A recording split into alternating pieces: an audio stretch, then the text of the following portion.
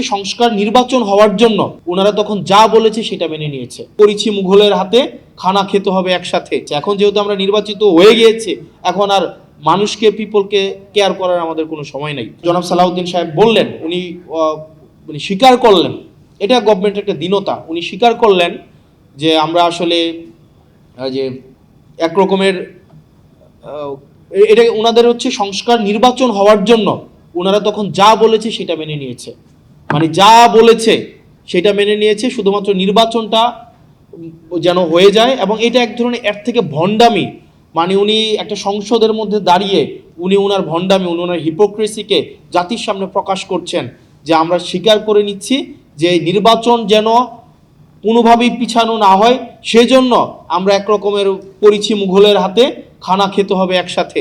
এইভাবে হচ্ছে আমরা নির্বাচনটাকে মেনে নিয়েছি এবং সংস্কার ওই সময় আপনারা যা বলেছেন সেটাকে আমরা মেনে নিয়েছি। এখন যেহেতু আমরা নির্বাচিত হয়ে গিয়েছি, এখন আর মানুষকে পিপলকে কেয়ার করার আমাদের কোনো সময় নেই।